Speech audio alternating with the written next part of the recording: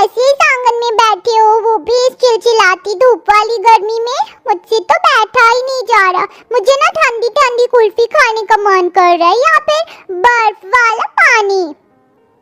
अरे बेटा, जाकर मटके का पानी पी ले और थोड़ा उसी ठंडे पानी से अपना मुंह हाथ धो ले, तुझे राहत मिल जाएगी। दादी, आपने आधे घंटे पहले भी यही बताया था, मैंने ऐसे करके देखा, कुछ नहीं हुआ। बहुत गर्मी लग रही है माँ, गर्दन पर चींटी जैसा काट रहा है कुछ। देखा, हे भगवान, तुझे तो गर्मी से घमौरियां हो गई हैं। माँ, पापा से बोलकर घर में पंखा लगवा लो ना, सबके घर में कूलर और एसी है, हमारे घर एक पंखा भी नहीं है।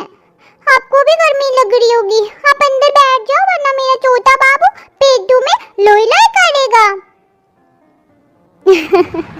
अरे पहले अपने बाबू को आने तो दे।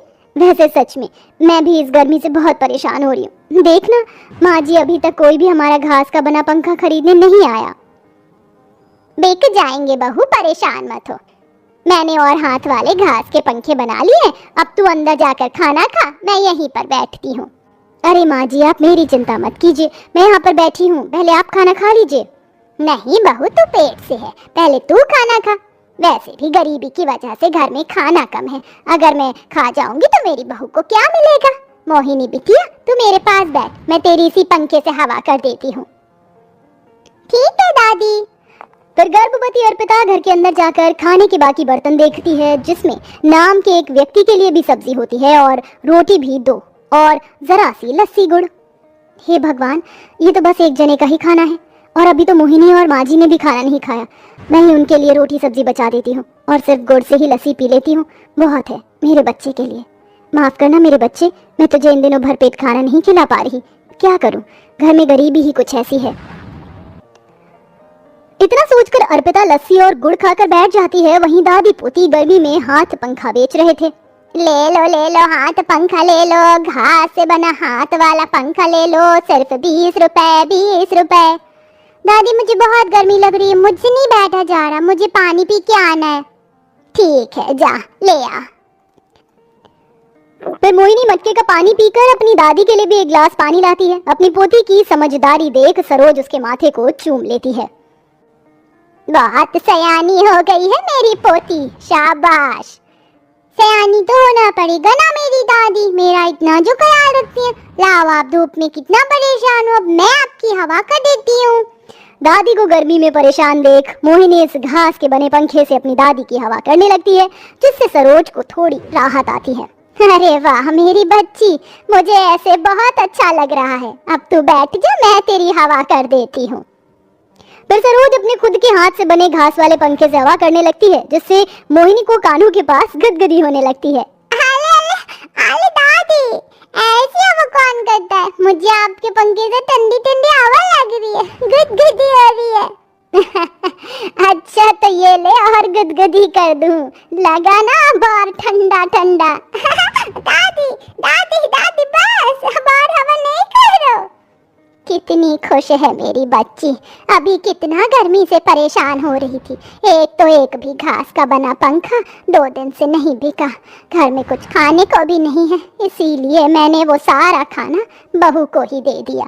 तभी एक थाली में खाना लगाकर बहू कहती है, माँ जी, लस्सी गुड़ दिया था ना आपने, इतना भारी हो गया था कि उसको पीकर ही मेरा तो पेट भर गया। ये रोटी सब्जी मुझे नहीं खानी, आप दोनों खा लीजिए।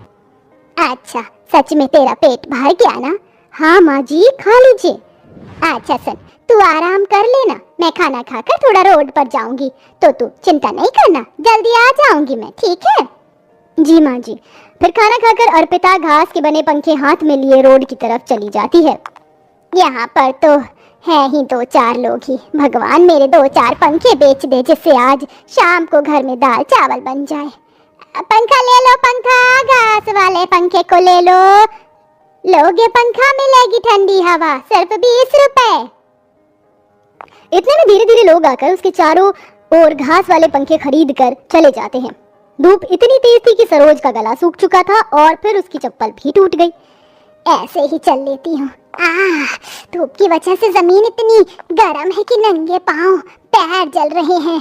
अब सरोज नंगे पांव रोड पर ऐसे ही चलती है जिससे उसके पांव में छाले पड़ जाते हैं और वह उन्हें पैसों से थोड़े चावल खरीद घर लौटती है और पैरों के छालों पर राहत देने के लिए घर में पड़े मेहंदी के पत्तों को पीसकर पांव पर लगाती है। ये देख बहू बोलती है, हे भगवान, माँ जी आपके पांव में इतने छाले कैसे पड़ गए?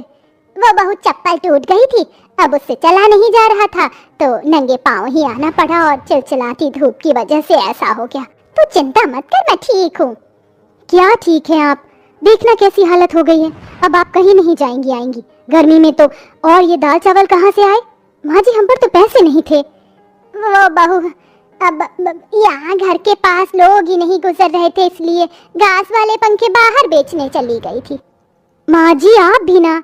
शाम को गगन काम से घर लौटता है तो उदास चेहरा देख अर्पिता उससे पैसों को बोलती है कि गगन बोल पड़ता है, माफ करना अर्पिता, मैंने काम तो बहुत मेहनत से किया, लेकिन मालिक ने मुझे अभी पैसे देने से इनकार कर दिए। मैं जानता हूँ एक तो तुम गर्भवती हो और हमारी बेटी भी गर्मी से बेहाल है, और माँ भी 2 पैसे आने के चक्कर में घास से हाथ के बने पंखे बेचने लगती है। मैं बहुत शर्मिंदा हूँ इस वक्त। इस समय तुम्हारा ख्याल रखना चाहिए पर मैं कुछ नहीं कर पा रहा। अरे आप ऐसे परेशान होंगे तो हमारा हाल क्या होगा? आप दोबारा मलिक जी से कहना, क्या पता कल वो पैसे दे दे। ये दाल चावल बना है, खा लीजिए। सच में बहुत गर्मी हो रही है इस वक्त भी, और दोपहर में तो दम ही घुट जाता है। पापा पापा, बहुत गर्मी लगती है, अपने यहाँ पंखा कूलर कब लाओगे? बेटा पैसे आ जाएंगे तो मैं तेरे लिए कूलर ले आऊंगा। आजा, इससे हवा कर देता हूँ। गगन अपनी बेटी के घास वाले पंखे से हवा करता है। इतने में एक साधु बाबा खाना मांगते हैं। अरे ओम बेटा, अरे बहुत प्यासा हूँ और भूख भी लगी है, कुछ खाने को होगा? हाँ हाँ, आप बैठ जाइए, बहू तू खाना लेकर आ जा। फिर घर के लोग पेट भरकर साधु बाबा को खाना खिलाते हैं। साथ ही सास अपने घास वाले पंखे से साधु बाबा की हवा करती रहती है। घर का खाना खत्म हो जाता है और साधु बाबा सेवा से खुश होते हैं। बाबा आपको कुछ और चाहिए? नहीं नहीं बेटी, तुम सब लोगों ने मेरी बहुत सेवा की है, इतना भरपेट खाना किसी ने नहीं खिलाया। मेरे पास कुछ है पर तुम लोग ये रख लो और मेरे जाने के बाद ही खोलना। शुक्रिया बाबा, इसकी क्या जरूरत थी? साधु बाबा हरिओम करके चला जाता है और घर वाले उस पोटली को खोलते हैं जिसके अंदर एक कूलर की जादुई मोटर होती है जिसकी रोशनी घास वाले पंखे पर पड़ती है और जादू से वह दोनों एक दूसरे में समाकर जादुई घास का बड़ा सा कूलर बन जाता है। ये देख घर वाले हैरान हो जाते हैं। हे भगवान, ये एकदम जादू की तरह इतना बड़ा कूलर कैसे बन गया, वो भी घास का? जादू की तरह नहीं, शायद ये जादू वाला ही घास का कूलर हो। हाँ गगन, कहीं ये उन्हीं साधु बाबा का चमत्कार तो नहीं है? वो हमसे खुश जो हो गए थे, लगता है अब हमें गर्मी से राहत मिल जाएगी। माँ, ये तो बहुत बड़ा कूलर लग रहा है, जरा इसे चलाओ ना। मेरे जादुई कूलर, चल जाओ ना, मुझे ठंडी हवा दो ना। मैं अभी तुम्हें ठंडी ठंडी हवा देता हूँ। ये बोलते ही कूलर सबको बहुत ठंडी ठंडी हवा देने लगता है। अरे वाह माँ जी, इसकी हवा तो बिल्कुल एसी की तरह लग रही है। हाँ बहू, ये तो लग ही नहीं रहा कि घास का कूलर है। चलो, हमारी गर्मी की समस्या तो खत्म हुई, लेकिन बहू खाना भी खत्म हो गया है। अब हम खाएंगे क्या? चिंता मत करो, मैं हूँ ना, ये लो। तभी जादुई घास वाले कूलर के कहते ही 4 बड़ी बड़ी पकवान और मिष्ठान से भरी थाली उन सब के सामने सज जाती है। अरे वाह माँ पापा, मैंने तो इतना सारा खाना आज तक नहीं देखा, और इसमें तो अलग अलग तरह की मिठाइयाँ हैं। आइए ना, जल्दी से खाते हैं। हाँ हाँ चलो खाते हैं। सभी लोग पेट भरकर खाना खा लेते हैं। जादुई घास वाले कूलर, तुम तो बोल भी सकते हो। ये सुनकर मैं हैरान हूँ, क्या तुम और भी जादू कर सकते हो? हाँ बिल्कुल, मैं कुछ भी कर सकता हूँ। घर की सफाई, तुम्हें अच्छा अच्छा खाना दे सकता हूँ, पैसे भी दे सकता हूँ। अच्छा, पर अभी हमें कुछ नहीं चाहिए, अब बस ठंडी ठंडी हवा के सामने सोना है। हाँ हाँ, आराम से सो जाओ और कितना भी चला सकते हो, मेरे से कोई बिजली का बिल नहीं आएगा। कहीं मुझे पानी की जरूरत है, मेरी घास से हमेशा तुम्हें ठंडक लगेगी। फिर सभी उस जादुई घास वाले कूलर के सामने सो जाते हैं। अगले दिन बड़े प्यार से उठते हैं। अब तो दोपहर की चिलचिलाती धूप में भी उन्हें गर्मी नहीं लगती, क्योंकि घास वाला कूलर कमरे को एसी की तरह ठंडा रखता है। जादुई कूलर, तुम घर की सफाई कर सकते हो ना, तो करके दिखाओ। देखो ना, मम्मी मेरे छोटे से बाबू को लाने वाली है, मैं उनसे काम नहीं करवाना चाहती। अच्छा ठीक है। फिर जादुई घास कूलर अपनी ठंडी हवाओं से पूरे घर को चकाचक साफ कर देता है। ये देख मोहिनी जोर जोर से ताली बजाने लगती है। चलो अच्छा है, अब अर्पिता को काम नहीं करना पड़ेगा। तुम सच में बहुत अच्छे हो जादुई कूलर।